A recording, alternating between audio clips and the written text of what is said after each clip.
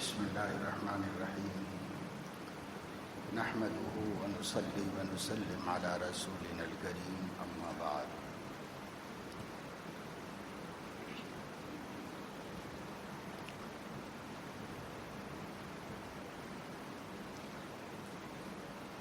قال الله تبارك وتعالى شهر رمضان الذي أنزل فيه القرآن هدى للناس وبينات من الهدى والفرقان فمن شهد منكم الشهر فليصم صدق الله العظيم.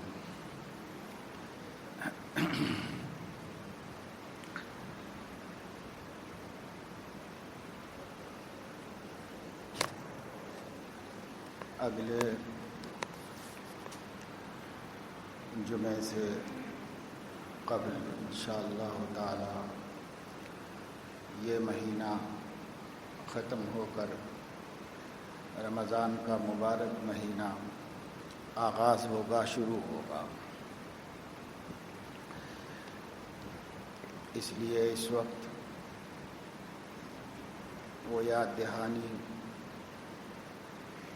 کرائی جا رہی ہے جس کی یاد دہانی حضور اکرم صلی اللہ تعالی علیہ وسلم نے صحابہ کرام کو بھی فرمائی تھی. حالانکہ صحابہ کرام بڑے فضل والے اور بڑے ایمان والے اور دین پر مضبوطی سے جمے ہوئے لوگ تھے. صحابہ کرام رضوان اللہ علیہم اجمعین کو ہمیشہ اللہ یاد رہتا تھا اور وہ آخرت کی فکر سے کبھی غافل نہیں ہوتے تھے. لیکن اس کے باوجود اللہ کے نبی صلی اللہ علیہ وسلم نے ان کو یاد دہانی کرائی اور رمضان سے پہلے رمضان المبارک کے آنے کا تذکرہ فرمایا. یہ تذکرہ دراصل یاد دہانی ہے. یاد دہانی میں بڑی برکت ہے. اس کو ہم لوگ اردو زبان میں مذاکرہ کہتے ہیں. ایک دوسرے کو توجہ دلانا، ایک دوسرے کو توجہ دلانا چاہیے اور اچھی باتوں کا ذکر مذاکرہ کرتے رہنا چاہیے. اس سے آدمی کو عمل کی ہمت ہوتی ہے اور اس سے آدمی کام کرنے کا اپنے اندر ایک جذبہ محسوس کرتا ہے. اس لیے قرآن میں ہے ذکر فإن الذکریٰ تنفع المؤمنین. اے نبی صلی اللہ علیہ وسلم یاد دہانی کراتے رہیے. یاد دہانی کرانا ایمان والوں کو نفع دیتا ہے کیونکہ ایمان والے ہیں، ان کو سب باتوں پر یقین ہے، انہوں نے سب باتیں مانی ہوئی ہیں لیکن بھول جاتے ہیں. ماحول اثر انداز ہو جاتا ہے، سماج کی غفلتیں ان کے اندر غفلت پیدا کرتی ہیں. اس لیے یاد دہانی سے برکت ہو جاتی ہے اور آدمی کو کام کرنے کی توفیق ملتی ہے. اس لیے حضرت سلمان فارسی رضی اللہ تعالی عنہ فرماتے ہیں کہ حضور اکرم صلی اللہ تعالی علیہ وسلم نے شعبان کے آخری دنوں میں یا آخری دن یاد دہانی فرمائی تھی. خطبنا رسول اللہ صلی اللہ علیہ وسلم فی آخر یوم من شعبان. اللہ کے رسول صلی اللہ علیہ وسلم نے شعبان کے آخری دنوں میں یا آخری دن ایک خطبہ دیا تھا. یہ خطبہ دراصل یاد دہانی کے واسطے تھا، اس لیے کہ جو باتیں حضور علیہ الصلاۃ والسلام نے سب سے پہلے فرمائی وہ بات تو صحابہ کو پتہ تھی، انہیں اس کا علم تھا. دوسری باتوں کا بھی علم ہوگا لیکن حضور علیہ السلام نے مذاکرہ فرمایا ہے کیونکہ یہ باتیں آپ پہلے بھی ان کے سامنے بیان کر چکے تھے.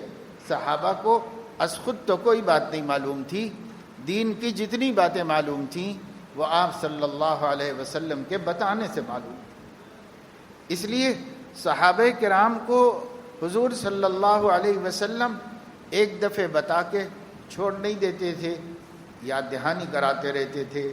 بار بار مذاکرہ ہوتا تھا، مختلف موضوع، مختلف مقامات پر اور مختلف عنوانات سے حضور علیہ الصلاۃ والسلام اس کو بیان کرتے تھے۔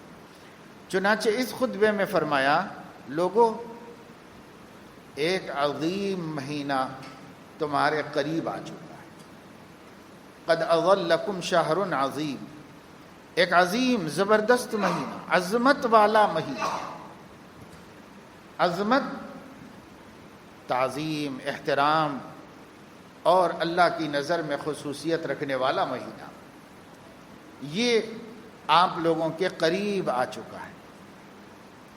شہر مبارک، یہ بہت برکت والا مہینہ بھی ہے، عظمت والا مہینہ ہے، اسی طریقے سے برکت والا مہینہ ہے۔ اس میں اللہ نے بڑی برکت رکھی ہے، ہمارے لیے بہت فائدے اللہ رب العزت نے اس میں رکھے ہیں، اس کی بہت سی برکتیں ہیں جسے حضور علیہ الصلاۃ والسلام نے آگے بیان فرمایا۔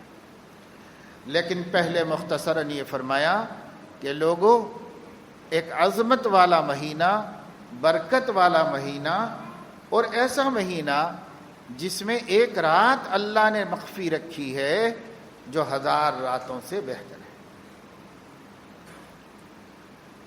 شہر عظیم، شہر مبارک، شہر فیہ لیلۃ خیر من الف شہر، ایک رات ہے اس میں جو 1000 مہینوں سے بہتر، 1000 مہینوں سے بہتر ہے۔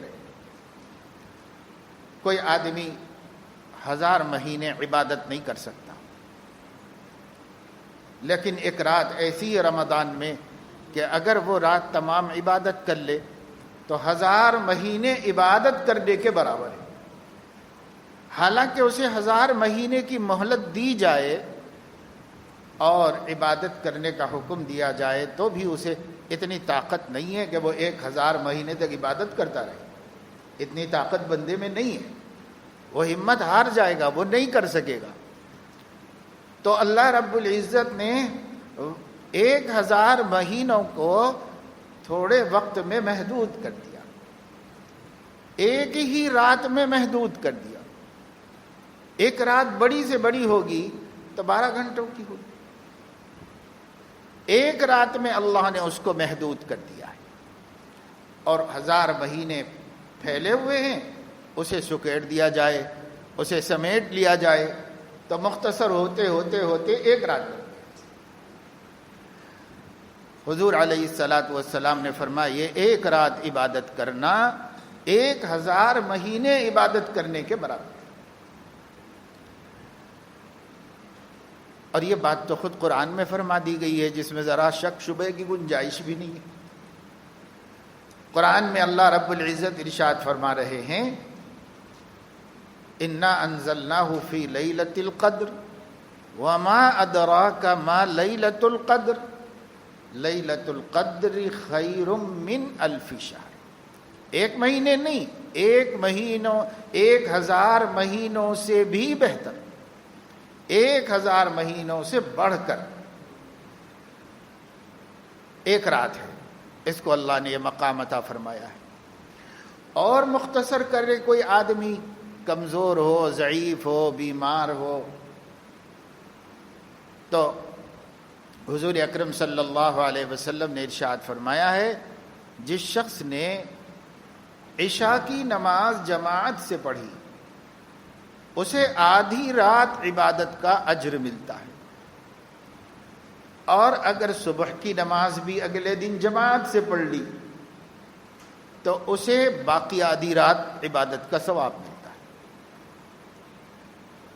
اب اگر کوئی شخص رمضان المبارک میں نہ عشاء کی جماعت چھوڑے، نہ فجر کی جماعت چھوڑے، عشاء بھی جماعت سے ادا کرے اور فجر بھی جماعت سے ادا کرے اور اس بیچ میں آرام کرے، پھر بھی اس کو پوری رات عبادت کرنے کا ثواب ملتا ہے۔ اور اس کا اہتمام 1 مہینہ پابندی سے کر لے تو اس 1 مہینے میں کبھی شب قدر ہوگی، وہ 1000 مہینوں والی رات آ جائے گی تو اس کو پورے رات عبادت کرنے کا ثواب ملے گا۔ جب پوری رات عبادت کرنے کا ثواب ملے گا اور وہ شب قدر تھی تو 1000 مہینوں سے زیادہ عبادت کرنے کا اجر و ثواب اس کو حاصل ہو جائے گا۔ الدین یسر، دین بہت آسان، اللہ نے ہمارے لیے، ہمارے ضعفاء کے لیے، ہمارے کمزوروں کے لیے ہر طرح کی سہولت اللہ پاک نے رکھ دی۔ فَسَنُيَسِّرُهُ لِلْيُسْرَى، ہم آسان کر دیں گے، آسان چاہنے والے، آسانی چاہنے والے کے واسطے، کرنا چاہنے والے کے واسطے ہم آسان کر دیں۔ تو ایک آسانی تو یہ کر دی کہ 1000 مہینوں کو سمیٹ کے ایک رات میں لے آئے، اور دوسری آسانی یہ کر دی وہ رات بھی پوری مسلسل عبادت کوئی نہ کرنا چاہے یا نہ کر سکے تو رات کی جب عشاء کی نماز جماعت سے پڑھ لے، فجر کی نماز جماعت سے پڑھ لے۔ یہ دو کام کیا مشکل ہے اس کے لیے کہ نماز تو پڑھنا ہی ہے بھائی، جماعت سے پڑھے، اہتمام کر لے اس کا، جماعت سے پڑھ لے، تو وہ نماز پڑھ لو جماعت سے، یہ پڑھ لو، اور اس کو اور مختصر کر دیا اللہ تعالیٰ۔ اس لیے فرمایا ہے کہ اس امت کے لیے اللہ تعالیٰ نے عمل قلیل اور اجر کثیر کا نظام بنایا ہے، کام مختصر اور ثواب بہت زیادہ۔ اب یہ اللہ ہی نے منصوبے بنا لیے کہ کس کس طریقے سے بندے کا کام کم کروں اور ثواب زیادہ بڑھ، یہ اللہ ہی نے بنا لیے، اور پھر اللہ نے ہمارے حبیب کو اطلاع دی اور انہوں نے ہم کو اطلاع دی، جس میں ہم کو ذرا برابر شک شبہ نہیں ہے، یقین کامل ہے ہم کو۔ بس اب ضرورت ہے کہ آدمی کچھ اہتمام اپنی طرف سے کرے۔ اب اتنی سہولت دینے کے بعد بھی اگر کوئی شخص شب قدر کے خیر سے محروم رہتا ہے تو اس کو محروم رہنا ہی چاہیے۔ اس لیے حضور اکرم صلی اللہ علیہ وسلم نے فرمایا کہ جو شخص شب قدر سے محروم ہوا وہ ہر خیر سے محروم ہوا، اور شب قدر سے وہی محروم کیا جاتا ہے جو اپنے مقدر سے محروم ہی ہے، محروم ہی کو محروم کیا جاتا ہے، ورنہ اگر وہ خوش قسمت ہے اسے شب قدر سے اللہ محروم نہیں فرماتے، یعنی اسے فکر اور توفیق ملتی ہے۔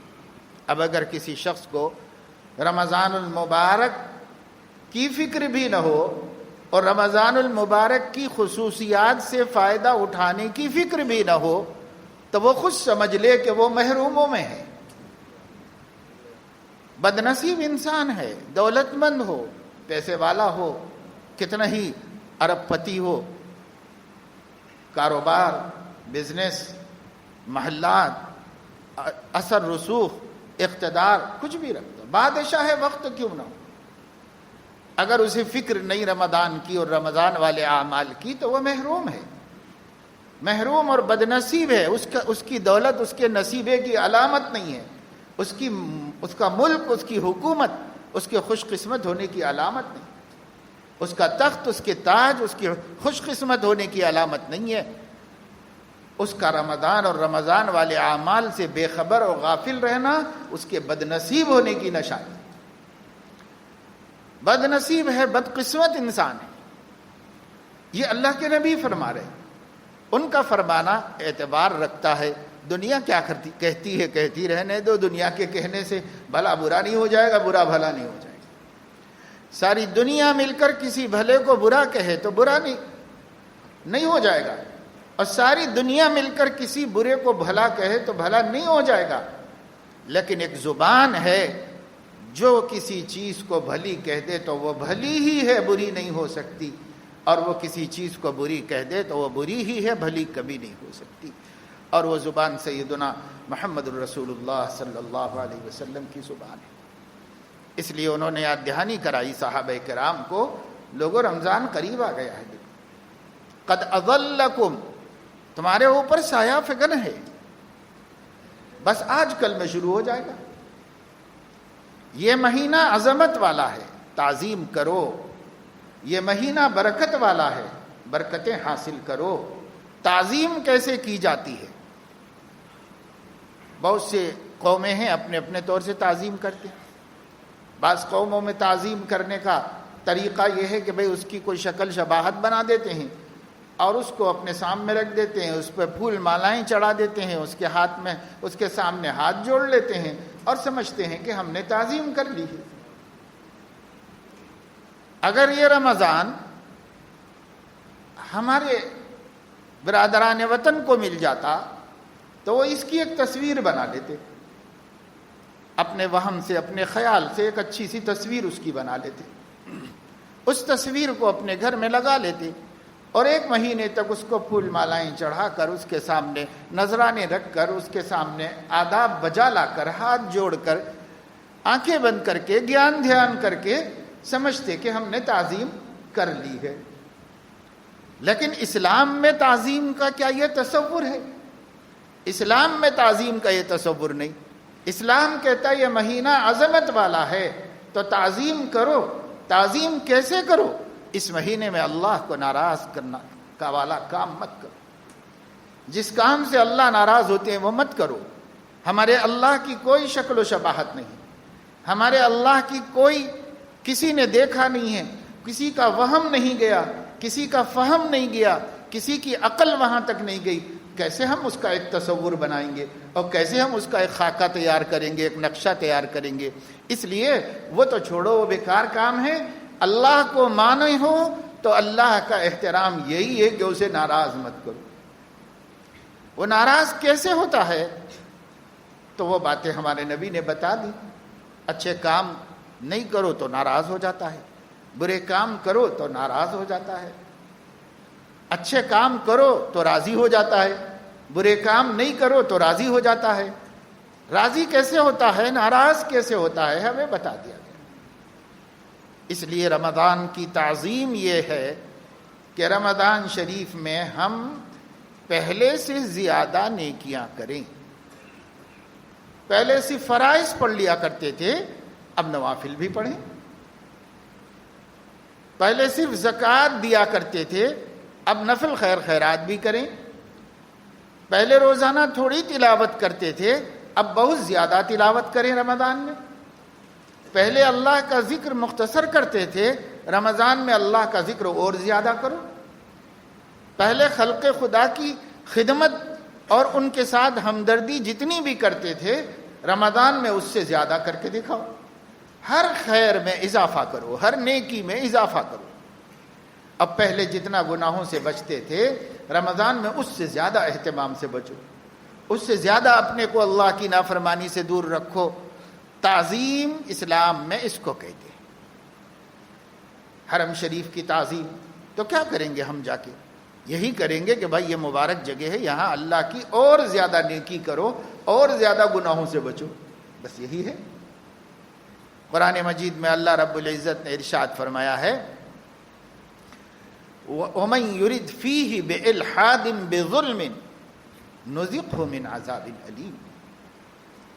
اگر حرم میں کوئی شخص ارادہ بھی کر لے کسی پر ظلم کرنے کا، ارادہ بھی کر لے کوئی گناہ کا کام کرنے کا، تو حرم کے باہر تو ارادہ کرنے پر گناہ نہیں ہوگا، حرم میں ارادہ کرنے پر بھی گناہ ہوگا۔ کیوں؟ زیادہ عزت کی جگہ ہے، احترام کی جگہ ہے، عظمت کی جگہ ہے، اس لیے یہاں گناہ کے بارے میں سوچنا، ارادہ کرنا بھی گناہ میں چلا گیا۔ تو اسلام میں تعظیم و احترام کا تصور اللہ کی نافرمانی سے بچنا اور فرما برداری بڑھا دینا، یہ ہے۔ چاہے جگہ کے احترام کا مسئلہ ہو، چاہے وقت کے احترام کا مسئلہ ہو، کسی مہینے کا احترام، کسی دن کا احترام، کسی رات کا احترام، یہی ہے کہ اس میں اللہ کی نافرمانی گھٹا دی جائے اور اللہ کی فرما برداری بڑھا دی جائے۔ اچھے کام زیادہ کر دیں اور برے کاموں سے ہو سکے تو مکمل بچ جائیں، کم سے کم کوشش تو کریں کہ مکمل بچیں، کوشش میں کمی نہ کریں۔ یہ ہے احترام۔ اب حضور علیہ السلام فرما رہے ہیں رمضان عظمت کا مہینہ ہے، تو بھائی میرے دوستو ہم کیسے تعظیم کریں گے؟ ہمارے سامنے نبی ہی کا اسوہ ہے، صحابہ کا اسوہ ہے۔ ان لوگوں نے کیسے تعظیم کی؟ انہوں نے یہی کہا یہ مہینہ گناہوں سے بہت بچنے کا ہے، ہمیشہ بچنا چاہیے مومن کو، لیکن جب عظمت کا مہینہ آ جائے تو زیادہ بچنا چاہیے، اور ہمیشہ ہمیں نیکوکار ہی رہنا چاہیے، اچھے کام کرنے والا ہی ہونا چاہیے، لیکن رمضان آ جائے، عظمت کا مہینہ آ جائے تو اور زیادہ نیکی کرنے والا۔ دو باتیں ہو گئی کہ یہ عظمت کا مہینہ ہے، مطلب یہ ہے کہ تم تعظیم کرو، تعظیم ایسے کی جاتی ہے۔ دوسری بات برکت کا مہینہ ہے، اس خبر کا مطلب یہ ہے کہ برکت حاصل کرو، غفلت مت کرو، اہتمام کرو، نیت کرو، چاہو، مانگو، اللہ سے کہو کہ اللہ جب آپ نے اس میں برکت رکھی ہے تو ہمیں محروم نہ فرمائیے۔ ہم اسی لیے یہ ساری محنت دن رات کر رہے ہیں کہ اس کی برکتوں سے ہم محروم نہ ہو جائیں، اس لیے آپ ہمیں ضرور اس کی برکتوں میں سے حصہ دیجیے، ہمیں محروم نہ کیجیے۔ آپ غنی ہیں، آپ کو کسی کی پرواہ نہیں ہے، آپ اگر کسی سے نظر پھیر لیں تو دنیا اور آخرت میں ایک ذرہ بھی اس سے محبت کرنے والا نہیں، کوئی اس سے عنایت کرنے والا نہیں، اس لیے ہم آپ کی عنایت چاہتے ہیں، آپ کی برکت کے محتاج ہیں۔ سیدنا ایوب علیہ السلام پیغمبر خدا ایک مرتبہ نہا رہے تھے تو آسمان سے سونے کی ٹڈیاں گرنے لگی، بارش میں ٹڈیاں ہوتی ہیں، بڑے بڑے کیڑے سے ہوتے ہیں، وہ آسمان سے سونے کی ٹڈیاں گرنے لگی ان کے اوپر۔ انہوں نے نہانا چھوڑ دیا اور ٹڈیاں جمع کرنا شروع کر دیا، سب اکٹھے کرنے لگے، اکٹھے کر کے ایک چادر میں بھر بھر کے رکھنے لگے۔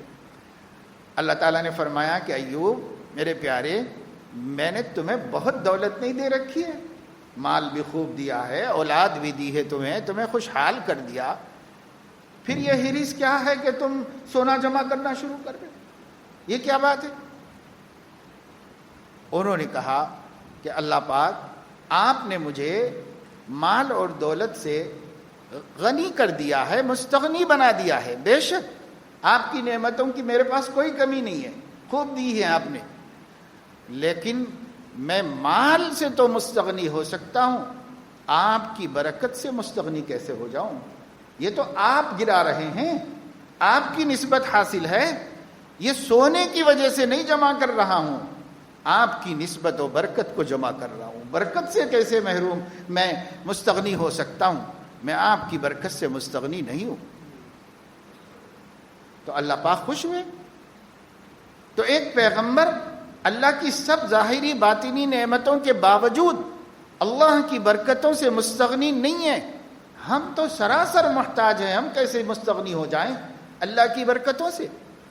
تو جب اللہ فرما رہے ہیں کہ رمضان میں برکت ہے تو لاپرواہی کرنا، وقت ملا بھی تو کام میں نہ لانا، بیکار پڑے سوتے رہنا، یا رمضان کی مبارک راتوں میں بازاروں میں آوارہ گردی کرتے رہنا، گھومنا پھرنا، کیا ہے؟ یو پی اور کئی ریاستوں کے بارے میں آج میں نے اخبار میں دیکھا کہ رات کا کرفیو لگا دیا گیا ہے۔ میرے دل میں آیا کہ ہماری حکومت، خدا کرے کہ ہماری حکومت بھی رات کا کرفیو لگا دے تاکہ یہ مسلمان آوارہ گردی نہ کرے، رمضان کی راتوں میں اپنے گھروں میں چلے جائیں، کچھ توفیق ملے تو عبادت کریں، وہ بھی نہ کریں تو سو تو جائیں، اس لیے کہ سو جانا گناہوں سے بچنے کا سبب ہے، سو جانا گناہوں سے بچنے کا سبب ہے۔ ایک بزرگ تھے، ان کے بیٹے نوجوان تھے، تو وہ رات میں اٹھ کے عبادت کرتے تھے۔ ان کی خانقاہ تھی یہاں، یعنی جہاں لوگ تعلیم و تربیت کے لیے پڑے رہتے ہیں، ایک بورڈنگ ہاسٹل۔ تو ان کے والد صاحب اٹھے، وہ بزرگ اٹھے رات میں اور تہجد میں مشغول رہے، یہ بھی اپنے والد کے ساتھ اٹھے اور یہ بھی تہجد میں مشغول ہو گئے۔ جب تہجد سے فارغ ہوئے تو قرآن مجید کھول کے بیٹھے اور تلاوت کرتے رہے۔ جب تلاوت سے فارغ ہوئے تو بیٹے نے باپ سے کہا کہ ابا یہ لوگوں کو دیکھیے مردوں کی طرح پڑے سو رہے ہیں، یہ اور یہ اللہ کی رحمتوں کا وقت ہے، اللہ کی رحمتیں اترنے کا وقت ہے، اور یہ مردوں کی طرح پڑے سو رہے ہیں، ہوش ہی نہیں ہے کہ یہ کتنا پیارا اور کتنا قیمتی وقت ہے، احساس ہی نہیں ہے۔ تو ان کے ابا نے کہا کہ بیٹا اگر تو بھی سو جاتا تو اس سے بہتر تھا کہ جاگ کے اللہ کے بندوں کی غیبت کر رہا، اس لیے کہ وہ لوگ سو رہے ہیں، گناہ تو نہیں کر رہے ہیں، تو جاگا تھا تو عبادت کر لیتا، تو گناہ میں مشغول ہو گیا، ان کی برائی کر رہا ہے۔ اگر تو بھی سو جاتا تو گناہگار تو نہ ہوتا، وہ سونے والے گناہگار نہیں ہیں، اگرچہ کہ نیکی نہیں کما رہے مگر گناہگار تو نہیں ہے، اور تو جاگ کر کے گناہ کر رہا ہے، تو ایسے جاگنے سے تو بیٹا سو جانا بہتر تھا تیرا۔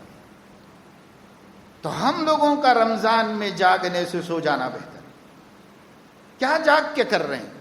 موٹر سائیکلوں پہ پھرنا، اڈوں پہ کھڑے ہونا، رات بھر پولیس کو پریشان کرتے رہنا، اس گلی اس گلی میں بھاگتے رہنا، عجیب و غریب قسم کی مصروفیتیں آج مسلمانوں کی۔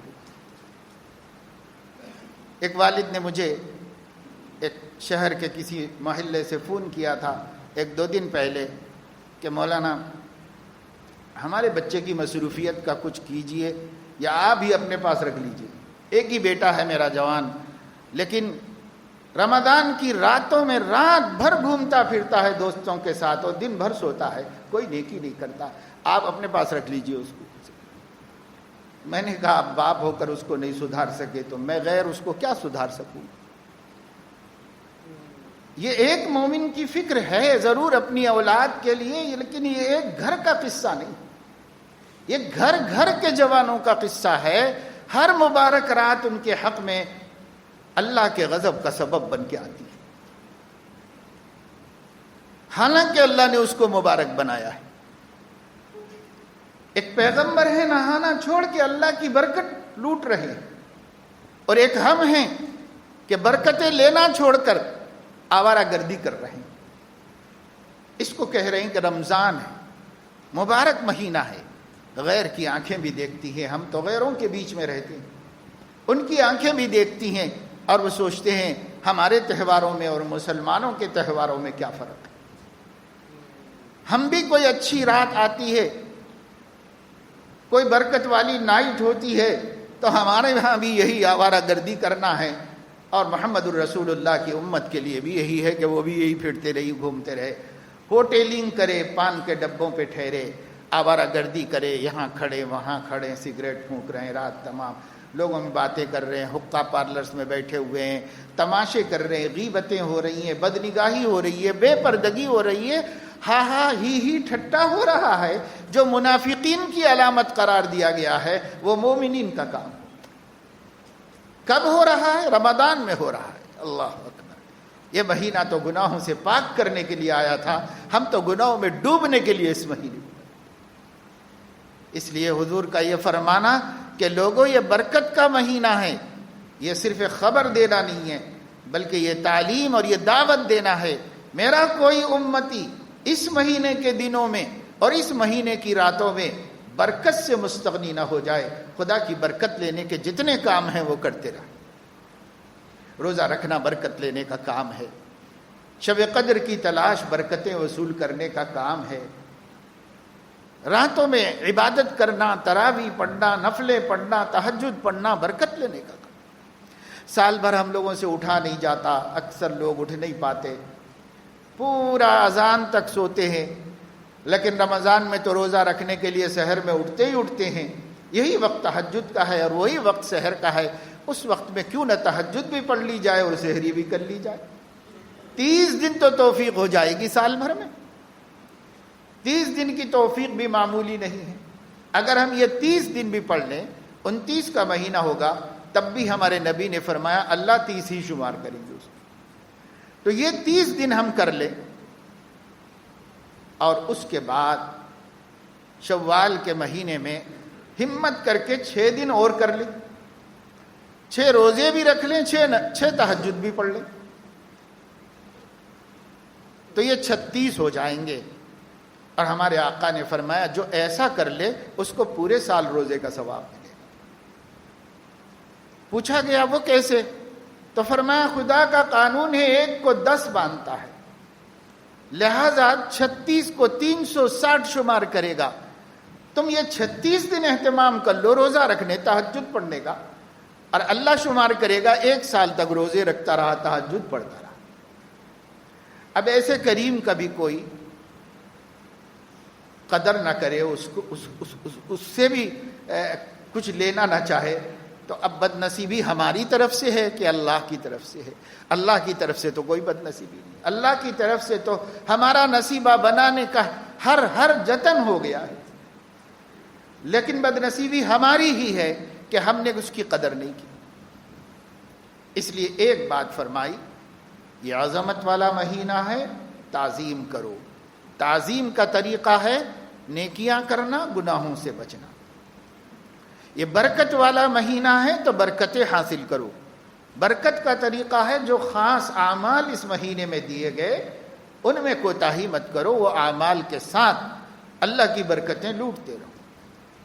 وہ اعمال کیا ہے؟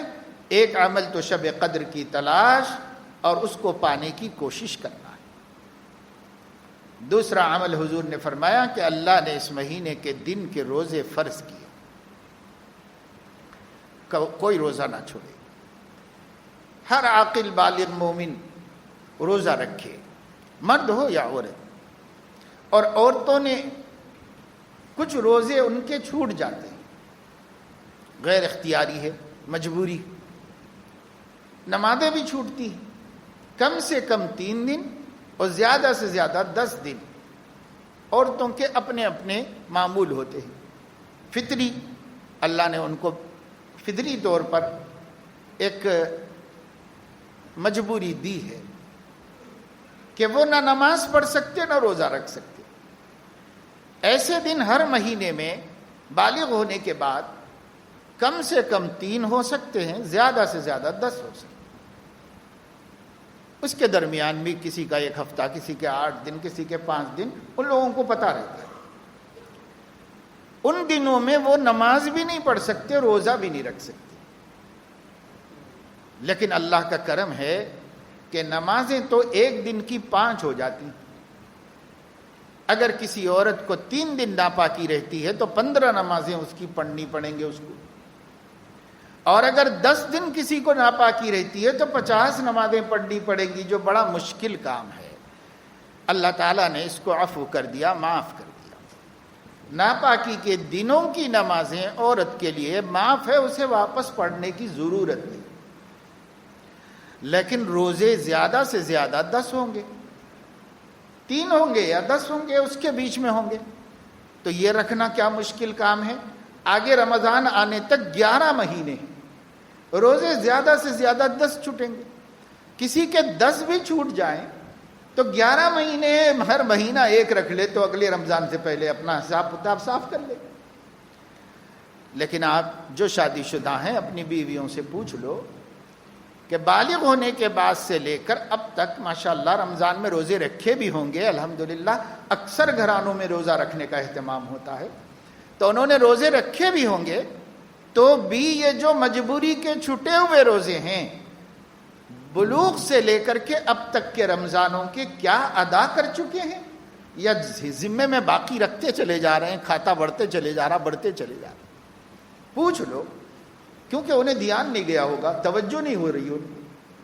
کبھی ہم مذاکرہ کریں گے تو توجہ ہوگی، پھر انہیں ہم سمجھا سکتے ہیں کہ بھائی کیوں چھوڑا آپ نے، آپ کو اللہ تعالیٰ 11 مہینے دیا اگلے فرض کے آنے سے پہلے، اس بیچ میں کبھی بھی رکھ لیتے، کیوں نہیں رکھ لیا؟ ابھی بھی کسی نیت سے رکھ لو۔ مثال کے طور پر ایام 20 کے روزے ہیں، 13، 14، 15 چاند کی 13، 14، 15 تاریخیں ہر مہینے کی، ان کو ایام 20 کہتے ہیں۔ بہت روشن دن ہوتے ہیں، چاند پورا نکلا ہوا ہوتا ہے۔ ان دنوں میں روزہ رکھنا سنت ہے۔ سے شارحین حدیث فرماتے ہیں انہی 3 دنوں میں رکھنا کوئی ضروری نہیں ہے، ہر مہینے میں کوئی 3 دن رکھ لینے سے یہ سنت ادا ہو جاتی ہے، کبھی بھی 3 دن رکھ لو۔ تو اب یہ 3 دن ہر مہینہ روزہ رکھنا ہمارے نبی کی سنت ہے۔ اگر ہم ہماری عورتوں کو توجہ دلائیں کہ بھائی اسی سنت کو زندہ کر لو، اس سنت سے تمہارے چھوٹے ہوئے فرض بھی نکل جائیں گے اور ایک اچھی عادت بھی پڑ جائے گی اور ایک سنت بھی زندہ ہو جائے گی۔ اور اگر ایسا نہیں تو پیر جمعرات کے روزے کی عادت بنا لیں. یہ بھی آسان ہے کہ ہر ہفتہ پیر جمعرات کو روزہ رکھ لیا کریں. یہ بھی ہمارے نبی کی سنت ہے. اکثر آپ پیر جمعرات کو روزہ رکھ لیتے تھے، نفل روزہ. یہ روزہ رکھ لے، اس میں ادا ہو جائیں گے فرائض جو بچے ہوئے ہیں. مگر توجہ دلائیے، چونکہ فریضے کی بات ہے، یہ ادا کیے بغیر معاف نہیں ہوتے، توبہ سے بھی نہیں معاف ہوتے، ادا کرنے پڑتے ہیں. اس لیے اپنے گھر کی عورتوں کو، اپنی بیویوں کو، کم از کم شوہروں کو چاہیے کہ آخرت کے عذاب سے بچانے کے لیے یاد دہانی کرائیں. اب تو رمضان سر پہ ہے، لیکن رمضان کے بعد سے اس کی فکر کریں. اور جو بقیہ اگر انہوں نے نہیں ادا کیے ہیں، اکثر نے نہیں ادا کیے ہوں گے، تجربہ یہی ہے. ہاں کچھ فکر مند عورتیں ضرور ایسی ہوں گی جنہوں نے باقی نہیں رکھا ہوگا، نماز بھی باقی نہیں رکھی انہوں نے، اپنی روزہ بھی باقی نہیں رکھا، لیکن اکثر نے باقی رکھے ہوئے ہیں. دیندار نمازی گھروں میں بھی بھول جاتے ہیں، یاد دہانی نہیں ہوتی ان کو. یاد دہانی کرا کے ان کے اس فریضے کو ادا کروانا چاہیے اور انہیں سبکدوش کرنا چاہیے. تو حضور علیہ السلام فرما رہے ہیں رمضان کی برکت لینے کا سب سے پہلا عمل، روزہ نہ چھوڑے کوئی آدمی، روزہ سب رکھے. روزہ فرض ہے. اللہ تعالیٰ جعل اللہ صیامہ فریضۃ، اللہ تعالیٰ نے اس کے روزے فرض کیے. فرض ہے، روزے رکھے، کوئی نہ چھوڑے. ہر عاقل بالغ مرد و عورت سوائے عذر شرعی کے کسی اور وجہ سے نہ چھوڑے. ہاں بیمار ہو اجازت ہے. فمن کان منکم مریضا او علی سفر، سفر میں ہے اور سفر مشقت کا ہے، روزہ رکھنے میں تنگی ہے تو مت رکھو رمضان میں. اور بیمار ہے اور روزے سے تکلیف کا اندیشہ ہے، مت رکھو. لیکن فعدۃ من ایام اخر، رمضان کے بعد دوسرے دنوں میں گن کے پورے کر لینا. جتنے چھوٹے ہیں انہیں کبھی رکھ کے ادا کرنا پڑے گا، وہ ادا کر لیں. ہاں ایک شکل ہے کہ کوئی آدمی ایسا مریض ہے جس کا مرض اب ختم ہونے کا کوئی امکان نہیں، یہ کنٹینیو مرض اس کو لگ گیا ہے، ختم ہونے والا نہیں، برس کے 12 مہینے اس مرض میں مبتلا رہتا ہے، اور روزہ رکھنے سے اسے اذیت ہو سکتی ہے، تکلیف ہو سکتی ہے. تو ہمارا اللہ مہربان ہے، وہ کہتا ہے اپنے کو تکلیف میں مت ڈالو، مت رکھو روزہ. روزے داروں کی طرح رہو، چھپ کے اپنی دوائی کھا لو، کچھ اپنی طاقت کے لیے جو ترتیب ہے کھانے پینے کی کھا لو، مگر دکھو روزے داروں کی طرح. اور بعد میں ادا کر لو. لیکن یہ ایسا مریض ہے کہ بعد میں بھی نہیں ادا کر سکتا، بہت بوڑھے ہو چکے ہیں، اب صحت ہونے کی کوئی امید نہیں، یا یہ کہ کوئی ایسی بیماری ہے جو کنٹینیو چل رہی ہے، جس کے ختم ہونے کی کوئی بظاہر آثار نہیں، اور طبیب منع کرتا ہو، ڈاکٹر، کہ روزہ نہ رکھو. تو پھر ایسی صورت میں اس کو چاہیے کہ اپنے کو ہلاکت میں نہ ڈالے، مصیبت میں نہ ڈالے. اس کا اللہ خود اس کو اجازت دے رہا ہے کہ وہ روزہ نہ رکھے اور اس روزے کا فدیہ ادا کرے. تو یہ تو استثناء ہو سکتا ہے. باقی بغیر ایسی مجبوریوں کے روزے چھوڑنا بدترین خصلت ہے، وہ بری عادت ہے. اس لیے کوئی روزہ نہ چھوڑے. اب تو میرے عزیزو دوستو بہت سخت مشکلات سے ہم گزر رہے ہیں. پورے ورلڈ میں مسلمان عجیب و غریب مصیبتوں سے گزر رہے ہیں. ہم سمجھ رہے ہیں کہ ہم ہندوستانی ہی پریشان ہیں. ہم سے زیادہ پریشان مسلم کنٹریز میں رہنے والے مسلمان. وہ اپنے دین کے حوالے سے پریشان ہیں، اپنی دنیا کے حوالے سے پریشان، بہت پریشان ہے. پوری امت ہمارے نبی کی دنیا میں کہیں رہتی ہو، کہیں کم کہیں زیادہ، مگر سب پریشانیوں میں مبتلا ہے. ان پریشانیوں کا علاج ہائے ہائے کرنا نہیں ہے، بلکہ اللہ کو خوش کرنے کی کوشش کرنا ہے. ہم رمضان میں روزہ نہیں رکھیں گے، اللہ ناراض ہو جائے گا. ہم رمضان کے روزے رکھیں گے، اللہ خوش ہوگا. اس لیے سب روزوں کا اہتمام کریں. وقیام لیلہ تطوعا، اور حضور علیہ السلام فرما رہے ہیں رمضان کے راتوں کا قیام اس کو اللہ نے نفل عمل قرار دیا۔ رمضان کی راتوں کا قیام اللہ نے اس کو نفل عمل قرار دیا ہے، تطوع۔ اور ہم لوگ رمضان کی راتوں میں جو زائد نماز پڑھتے ہیں، سال بھر کی نمازوں سے بڑھ کر جو نماز پڑھتے ہیں، اس کو ہم لوگ تراویح کہتے ہیں۔ تراویح کی جو نماز ہم پڑھتے ہیں یہ قیام لیل ہے، تطوع۔ آپ علماء اس کو سنت کہتے ہیں، سنت مؤکدہ کہتے ہیں۔ حدیث میں تطوع کہا جا رہا ہے، تو یہ بات آپ ذہن میں رکھیں کہ احادیث میں فرض اور تطوع دو لفظ استعمال ہوتے ہیں۔ فرض اور تطوع، جو واجبات ہیں وہ فرائض میں ہی ہوتے ہیں، جو سنت مؤکدہ اور نفل سب ملا کے تطوع میں ہوتے ہیں۔ اس لیے حدیث کی اصطلاح میں وہ تطوع ہے، اور اس کی حیثیت شرعی و فقہی سنت مؤکدہ ہے، جس کا ترک کرنا جائز نہیں ہوتا۔ ہاں کبھی عذر سے چھوٹ جائے تو الگ بات ہے، جیسے ظہر کی سنتیں، مغرب کی سنت، عشاء کی سنت، فجر کی سنت کبھی اتفاق سے چھوٹ جائے تو معاف ہے، لیکن عادت اور کاہلی سے چھوڑ دینے والا گناہگار ہے۔ اسی طریقے سے تراویح کی نماز کاہلی سے چھوڑنے والا گناہگار ہے۔ یہ موٹی بات ہے، اتنی بات آپ ذہن میں رکھ لو۔ اللہ کے نبی صلی اللہ علیہ وسلم فرما رہے ہیں، جعل اللہ صیامہ فریضۃ وقیام لیلہ تطوعا۔ اللہ نے رمضان کے مہینے کے روزے فرض کر دیے اور رات کے قیام کو نفل قرار دیا، یعنی وہ زائد نماز ہے رات کی۔ یہ دو کام رمضان میں ہمیں ضرور کرنے چاہیے۔ اب جیسے رمضان شروع ہوتا ہے نا، تو سوشل میڈیا پہ بحثیں شروع ہوتی ہیں۔ میں آپ کو خدا کے نام پر اپیل کرتا ہوں کہ بحثوں سے آنکھ بند کر لو، کان بند کر لو۔ بس اتنی بات یاد رکھ لو کہ اللہ نے اس کے دن کے روزے فرض کیے ہیں، اور ان کے رات کے قیام کو اللہ نے سنت قرار دیا ہے، تطوع قرار دیا ہے۔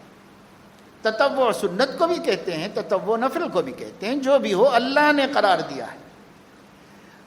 تو ہم سال بھر ہر نماز پڑھتے ہیں، اوابین سال بھر پڑھتے ہیں، تہجد سال بھر پڑھتے ہیں، اشراق سال بھر پڑھتے ہیں، پڑھتے نہ پڑھتے ہوں لیکن سال بھر میں مشروع ہے۔ چاشت کی نماز سال بھر ہوتی ہے، سنتیں سال بھر ہوتی ہیں، فرائض سال بھر ہوتے ہیں۔ وہ کون سا قیام ہے جو اللہ نے خاص رمضان میں کیا ہے؟ تو وہ نماز ہے جو شروع رات میں ہم پڑھتے ہیں، فرض کے بعد، واجب سے پہلے۔ وہ نماز ہمارے ائمہ کرام میں سے چاروں اماموں کے نزدیک 20 رکعت واجب ہے، اور عہد صحابہ سے آج تک اتنی ہی پڑھی چلی جا رہی ہے۔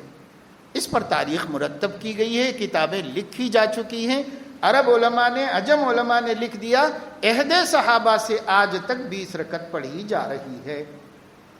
اب اگر اس کو اس زمانے میں کوئی تہجد سے ملا کر کے یوں کہہ دے کہ بھئی یہ بھی تہجد کی نماز ہی ہے، یہ بھی 8 پڑھو، اتنے پڑھو، تو بحثوں میں آپ مت جائیے۔ جو ہوتا چلا آ رہا ہے عہد اول سے، خیر القرون سے، اب تک کرو۔ آج ہی میں دیکھ رہا تھا مجموع الفتاوی میں امام ابن تیمیہ رحمہ اللہ فرما رہے ہیں، اتباع کے واسطے خیر القرون کو دیکھا جائے۔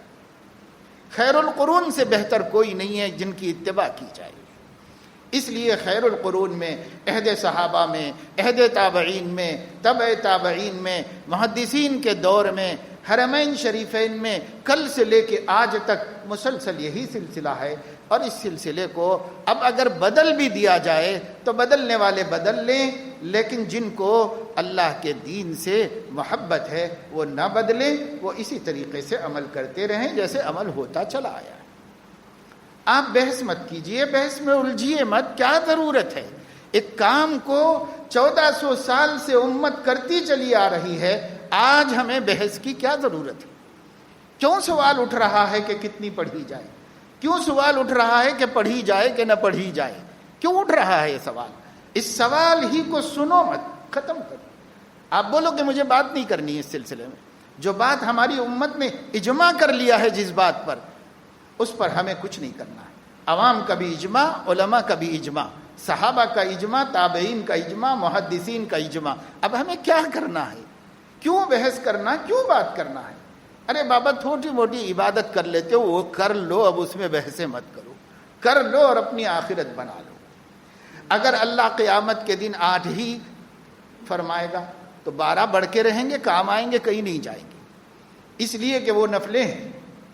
اور نفل کے بارے میں فرمایا گیا ہے کہ نفلیں پڑھتے رہو، فرض کی کوتاہیوں کو اللہ نفل سے بھر کے برابر کر لے گا اللہ، اس لیے پڑھتے رہو، کائے کو چھوڑتے ہو، کرو وہ کام، کرتے چلے جاؤ۔ اس لیے ہمیں اس پر عمل کرنا چاہیے۔ اور اگر کسی کے نزدیک بھی اس پڑھنا گناہ ہے اور بہت بری بات ہے اور بہت عیب کا کام ہے تو نہ پڑھے بھائی، اس سے الجھو مت، اس سے جھگڑو مت، وہ جتنی پڑھ لینا چاہتا ہے اس کو اتنی پڑھ لینے دے۔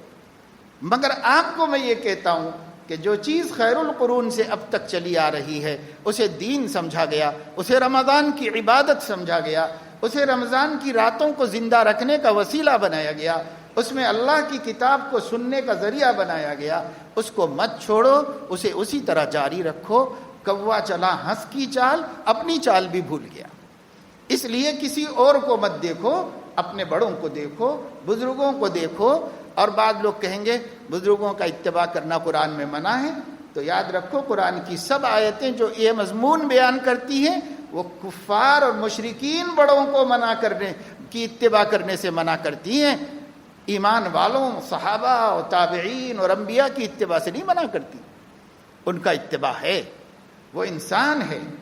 وَمَن يُشَاقِقِ الرَّسُولَ مِن بَعْدِ مَا تَبَيَّنَ لَهُ الْهُدَى وَيَتَّبِعْ غَيْرَ سَبِيلِ الْمُؤْمِنِينَ نُوَلِّهِ مَا تَوَلَّى ثُمَّ نُصْلِهِ جَهَنَّمَ وَسَاءَتْ مَصِيرًا۔ اللہ نے فرمایا کہ جو لوگ مومنین کے رستے سے ہٹ جاتے ہیں، یہاں المومنین سے صحابہ کرام مراد ہیں، جو صحابہ کے رستے سے ہٹ جاتے ہیں، اور جو تابعین اور تبع تابعین کے رستے سے ہٹ جاتے ہیں، کیونکہ نبی نے ان کو خیر القرون کہا ہے، اور امت کے سب علماء نے ان لوگوں کی اتباع کو ضروری اور لازم قرار دیا۔ اس لیے بحثوں میں مت جاؤ، ہمارا ٹائم بحثوں میں شیطان نے الجھا کے رکھ دیا ہے۔ آپ کو کوئی مل کے کہے بھی، آپ سے بات بھی کرے، آپ کہیں کہ بھائی یہ رمضان ہے، میں بحثوں میں جانے کے لیے نہیں، میرا ایک ایک لمحہ کچھ کر لینے کے لیے استعمال کرنا چاہتا ہوں، کچھ عمل کر لینا چاہتا ہوں، نماز پڑھ لینا چاہتا ہوں، نفلیں پڑھ لینا چاہتا ہوں، اللہ کی رضا والے کام کرنا چاہتا ہوں۔ ان بحثوں سے کیا حاصل ہے؟ یہ بحثوں کا کوئی فائدہ نہیں۔ اور آپ 100% یقین کیجئے، میں پوری ذمہ داری سے اللہ کے گھر میں کہہ رہا ہوں، اس قسم کی بحثیں سراسر معصیت اور گناہ ہیں، کوئی نیکی کا کام نہیں، کوئی نیکی کا کام نہیں۔ جب ایک چیز ثابت ہے امت کے سامنے تو اس کو اب مٹانے کی فکر 1400 سال میں کے بعد کرنا کوئی نیکی کا کام نہیں۔ چھوڑو ان چیزوں کو، کچھ کام کرو، اچھے کام کرو، اعمال کرو، جو کام خیر کے ہیں وہ کرتے چلے جاؤ، کرتے چلے جاؤ۔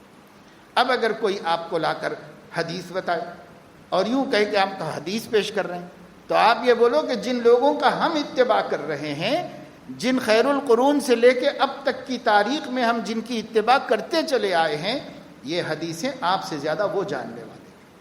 انہوں نے ہی بیان کیا ہے تو آپ کو معلوم ہوئی ہے نا۔